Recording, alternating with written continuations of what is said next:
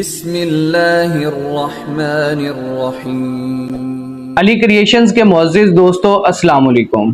آج کی ویڈیو میں بنی اسرائیل کی ایسی ظالم ملکہ کے بارے میں آپ کو بتایا جائے گا جو بعد میں کتوں کی غذا بنی۔ بنی اسرائیل کی سلطنت حضرت سلیمان علیہ السلام کے انتقال کے بعد ان کے بیٹے اہبام کے دور میں دو حصوں میں تقسیم ہو گئی۔ یہودیہ نام کی سلطنت جنوبی فلسطین جبکہ اسرائیل شمالی فلسطین میں ریاست بن گئی۔ ان دنوں سیدہ یعنی موجودہ لبنان کی شہزادی کے حسن کے چرچے عام تھے۔ دوستو اس معلوماتی ویڈیو کو شروع کرنے سے پہلے ویڈیو کو لائک اور چینل کو سبسکرائب ضرور کر دیجئے۔ اب بات کرتے ہیں کہ یہ شہزادی کون تھی۔ ناظرین محترم، یہ شہزادی عزابیل تھی۔ اسرائیل کے بادشاہ اخیب سے شہزادی عزابیل کی شادی ہو گئی۔ لبنان اور شام کے لوگ بال کی پوجا کرتے تھے۔ بال ان کا ایک قدیم دیوتا تھا۔ شادی کے بعد اخیب بہت بڑا رن مرید ثابت ہوا اور عزابیل کی باتوں میں آ کر وہ بھی بال کی پوجا کرنے لگا۔ اخیب نے اسرائیل کے صدر مقام سامریہ میں بال کا ایک عالی شان مندر تعمیر کروایا۔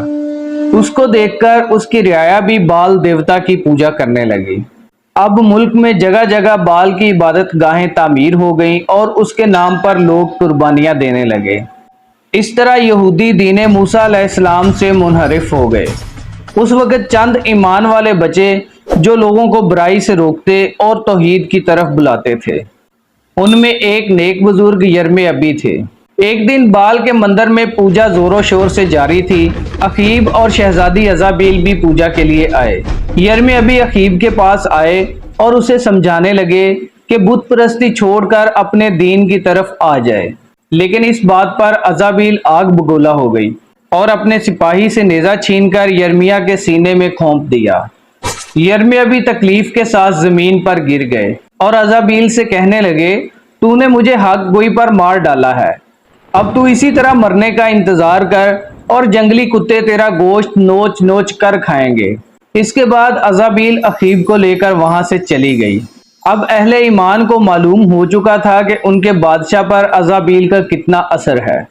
عزابیل خوبصورت ہونے کے ساتھ ساتھ انتہائی مغرور اور شفاق تھی۔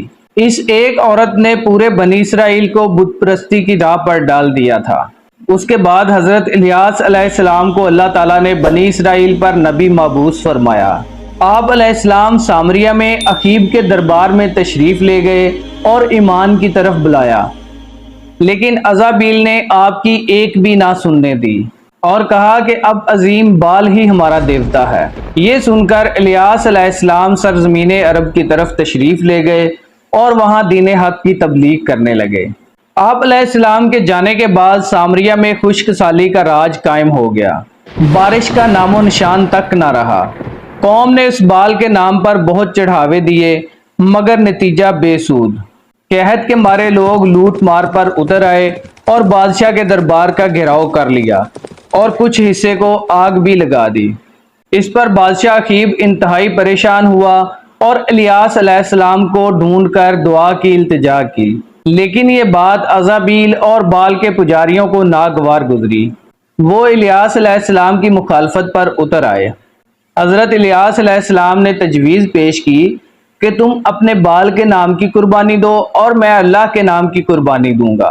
جس کی قربانی قبول ہوئی اسی کے معبود سے بارش کی دعا کی جائے گی اور دوسرے فریق کو سزائے موت ہوگی۔ اس دور میں قربانی کی قبولیت کی نشانی یہ تھی کہ غیبی آگ آتی اور قربانی کو جلا کر راکھ کر دیتی۔ حضرت الیاس علیہ السلام نے جب قربانی پیش کی تو لوگوں کے سامنے ان کی قربانی قبول ہو گئی۔ یہ دیکھ کر بادشاہ کا دل بھی لرز گیا۔ اس نے حضرت الیاس علیہ السلام سے معافی مانگی اور پجاریوں کے قتل کا حکم دے دیا۔ حضرت الیاس علیہ السلام نے بارش کی دعا کی تو خوب بارش برسی اور ہر طرف ہریالی لوٹ آئی۔ اخیب جب واپس محل لوٹا تو عزابیل نے دوبارہ اسے گمراہ کر دیا اور دونوں الیاس علیہ السلام کی جان کے دشمن بن گئے۔